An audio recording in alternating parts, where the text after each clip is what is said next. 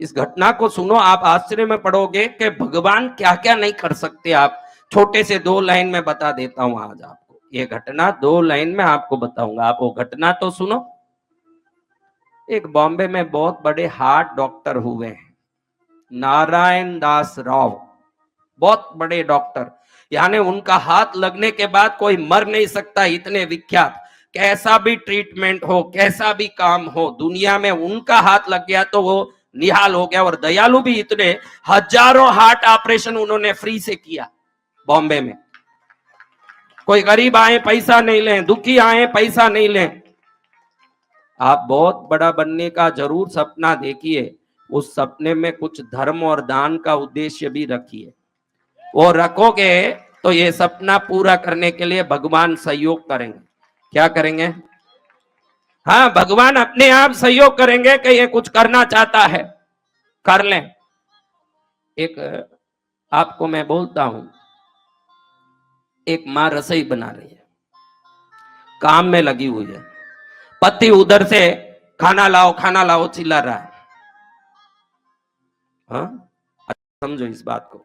एक औरत व्यस्त है, पति उधर बाहर बैठ के खाना लाओ कर रहा है। ये अगर काम छोड़ दे तो रसोई में कुछ जल सकता है, कुछ बिगड़ सकता है। इसको देख के उसकी बड़ी बेटी कहती है, मां मैं परोस देती हूँ। उसने परोसा बाप को, बाहर रोटी डाली, चावल डाला, दाल डाला, सब्जी डाली, सब डाला। बाप तृप्त खाया। किसका काम पूरा हुआ आप बताइए, मां का के बाप का? मां बोलती है, अच्छी बेटी है तू, मेरी लाडली बेटी है, तूने मेरा सहयोग किया। ऐसे पेट बाप का भरा है और मां धन्यवाद देती है। तो इस दुनिया में किसी का भी काम करो ना, तो भगवान व्यस्त है इसलिए मुझे करना चाहिए, ऐसे सोच के करो। सामने वाला तारीफ करे कि नहीं, मां करेगी तारीफ आपकी। समझ रहे हो ये बात? ऐसा ही है, ये समझ आ रहा है बात? पेट बाप, तो बाप को ही कहना चाहिए ना कि बेटी तूने मेरा पेट भरा, परोसगारी की। मां क्यों कहती है कि मेरे व्यस्तता में तूने सेवा किया, धन्यवाद है। ईश्वर भी बहुत व्यस्त होगा, कितने ही काम है उसके पास, मेरा ईश्वर व्यस्त है, पुरोसगारी इस दुनिया की मुझे करनी है, ये सोच के करो। दुनिया वाला तारीफ करे या ना, खाने वाला बाप करे कि नहीं, देने वाली मां जरूर आपकी तारीफ करेगी। ये सोच के करो अपनी भक्ति। भक्ति में एक रंग आना चाहिए। अच्छे संतों के पास जाओ, उनकी सेवा करो, कथा सुनो, उपदेश सुनो, ज्ञान लो। जहां रहते हो, क्यों कृष्णगिरी तो रोज नहीं आ पाओगे, कोई कृष्णगिरी पास में नहीं है। तुम जहां से आए हो कृष्णगिरी 2 दिन 3 दिन लगेगा आपको आने। तो जहां पास में संत हो, जाओ, कुछ 2 अच्छे शब्द सुनो, सेवा करो, भक्ति करो। डॉक्टर साहब को कोलकाता जाना था बॉम्बे से। कहां जाना था? कलकत्ता जाना था। मेडिकल काउंसिल में इनका एक आर्टिकल रिलीज हो रहा है, उसको वहां पढ़ के बताएंगे कि नए तरीके से बाईपास सर्जरी कैसे हो सकती है। पहले बाईपास सर्जरी थी नहीं उस जमाने में, तो नई तरीके से बाईपास सर्जरी कैसे हो सकती है, इस पर एक आर्टिकल वो खुद अपना लिखा हुआ वहां पढ़ रहे हैं। ये बहुत इंपॉर्टेंट है, कोई डॉक्टर हो तो वो समझें कि मेडिकल कॉन्फ्रेंस में एक आर्टिकल पढ़ना, यानी कोई 6 आर्टिकल छपते हैं पूरे वर्ल्ड में, तो उसमें एक इंडिया का है, तो ये अपने आप में ही बड़ा भाग। तो डॉक्टर इधर से निकल करके एयरपोर्ट में फ्लाइट पकड़े। सच्ची घटना बता रहा हूं आपको, कहानी नहीं है, इसको कहानी समझ के मत सुनिए। एयरपोर्ट में फ्लाइट में बैठ गए, फ्लाइट निकली, उन्होंने अपने ब्रीफ केस चेक कर लिया कि लिखा हुआ लेख वगैरह सब बराबर है, ये है वो है। जैसे ही निकले ना, वातावरण बिगड़ने लगा, ऐसे जोर से तूफान आने लगा, गड़बड़ होने लगी कि फ्लाइट को आगे जाने में बहुत मुश्किल पड़ गया। रास्ते में ही दूसरे एक एरोड्राम में गाड़ी को उतार दिया। बोल रहे हैं कि अब गाड़ी तो कल परसों जाएगी, या जब वातावरण ठीक होगा तब जाएगी। अब गाड़ी यहाँ खड़ी है, यात्रियों के लिए यहाँ पास में होटल की सुविधा, खाने की सुविधा सब दी गई है एयरलाइंस की तरफ से। अब ये चिंता में पड़ गए कि ऐसे वातावरण में क्यों ये गाड़ी यहाँ खराब होके खड़ी हो गई, तो मेरा तो काम बिगड़ जाएगा। अगर कल मैं जाके आर्टिकल नहीं पढ़ो तो जर्नल में ये प्रिंट नहीं होगा, और प्रिंट नहीं होगा तो वर्ल्ड मेडिकल जर्नल में जाने वाला मेरा आर्टिकल रुक जाएगा। कलाकार को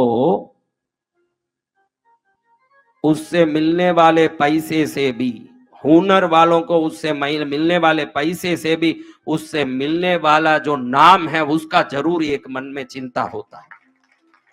ये सोचता है कि अब क्या करूं, तुरंत सोचा कैसे भी अगर यहां से निकलता हूं तो 18 घंटा तो कलकत्ता जाने में लगेगा, फिर भी धक्का मार के जाऊं, एंड टाइम में भी पहुंच जाऊं। एक टैक्सी लिया कि टैक्सी वाले को कलकत्ता चलो। अब अचानक कोई टैक्सी वाला कैसे जमे, कैसे ही जमाया, बेटा है बस चल जल्दी चल, बीच में रुकना नहीं, चाय पीना नहीं, रुकना नहीं, खाना खाना नहीं, रातों रात पूरा गाड़ी चलाना। अब इतना वातावरण बिगड़ा हुआ है, गाड़ी लेके वो जा रहा है, एक 4 घंटा गया होगा, बाद में देखो तो वह रास्ते से छूट करके कहीं दूसरी जगह घुस गया। कहा घुस गया?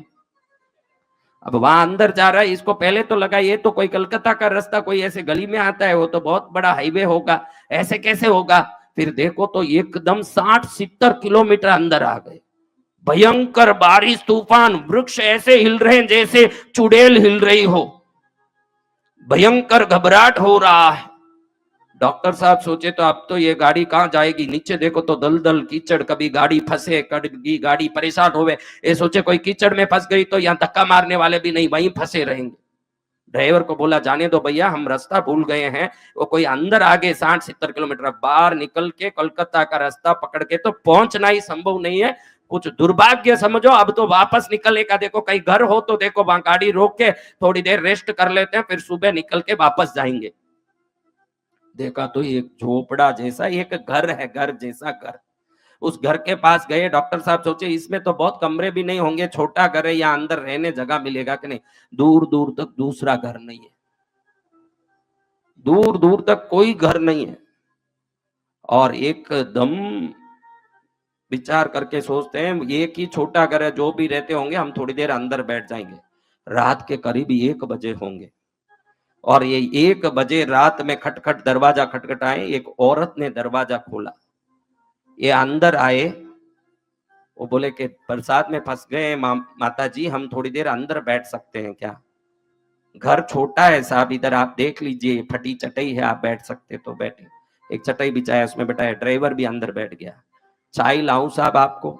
थोड़ा सा चाय लाके डॉक्टर साहब को उसने बना के दिया, चाय पिया, बैठे रहे। देख रहे हैं कि ये औरत अंदर बैठ के रात में 1 बजे एक फोटो रखी हुई है देवी की, उसके सामने बैठ के रो रही है। ये सोचे 1 बजे ये क्या रोती होगी, रोने का भी कोई टाइम होता, अभी काय का रोती है। तो डॉक्टर साहब को बड़ा आश्चर्य लगा। डॉक्टर साहब पूछे भाई क्या रो रही हो, क्या है? तो वो कोने में जो पलंग पड़ा है हुआ, उस पर एक लड़की पड़ी हुई है। उस लड़की को दिखा के ये माता जी कहती है साहब ये मेरी बेटी है। इसको अचानक जोर जोर से श्वास फूलने लगा, कोई अलग ही शिकायत होने लगी, चक्कर आने लगा। फिर लोकल में ले जाके दिखाया तो इधर के लोगों ने कहा कि इसके छाती में 10 बड़े बड़े होल हो गए। तो फिर हम इसको लेके यहाँ पास के बड़े शहर में गए, तो उन्होंने बोला यहाँ इसका कोई ट्रीटमेंट नहीं होगा, 3 महीने जिंदा रह सकती है और 3 महीने में इसका खात्मा हो जाएगा। अगर इसको बचाना तो कम से कम 15 लाख रुपया खर्चा होगा। तो 15 लाख हो तो तुम बॉम्बे जाओ, वहां नारायण दास राव करके एक डॉक्टर है, वो बचा सकते हैं तेरे को, इस बच्ची को, और कोई नहीं बचाएंगे। फिर मैंने सोचा साहब मैं तो कोई खेत खलियान वाली भी नहीं है, सुबह उठ करके मूंगफली बेचने जाती हूँ, रोज कम से कम 2-3 रुपए का धंधा होता है, उसमें 8 आना 1 रुपया मिलता है, पूरे दिन उसमें गुजारते हैं। 15 लाख तो इस जन्म में क्या, मैंने 100 जन्म में नहीं देखा होगा साहब। फिर मैंने अपने गुरु के चरण में जाके, जो गंगा किनारे बैठे रहते हमारे महाराज, उनको बोला, तो उन्होंने बोला तू विश्वास क्यों हारती है, 15 लाख नहीं हो तो क्या, माँ तो तेरे साथ है, तू काई ली, तू उसको पुकार, वो रास्ता करेगी। तो मेरे दिमाग में ये बात बैठ गया साहब। उस दिन से आज 15 दिन हो गया, रात दिन सोती नहीं हूं, डॉक्टर का बोला हुआ 2.5 महीना निकल गया, अभी ये 15 दिन ही बचा है आगे। तो मैं 15 दिन से, मेरे गुरु ने कह दिया कि विश्वास मत हार, तो मैंने सोच लिया अब ना नींद लूंगी ना चैन पड़ूंगी, माँ को पुकारूंगी कि कैसे भी वो नारायण दास राव को मेरी बात पहुंचा दे, तू उसको पहुंचा दे कि मेरी बेटी दुखी है और उस बेटी को ठीक करने के लिए कुछ रास्ता काढ़ माँ। ऐसे मैं पुकार रही हूँ साहब, कौन है वो नारायण दास राव, बॉम्बे कैसा है, कितना बड़ा शहर है, हम तो छोटे गांव के करीब हैं साहब, हम तो कुछ नहीं जानते, लेकिन मैं माँ को जानती हूँ, आज 15 दिन से उसको पुकारती हूँ, इतना ही विश्वास है कि मेरा आवाज वो डॉक्टर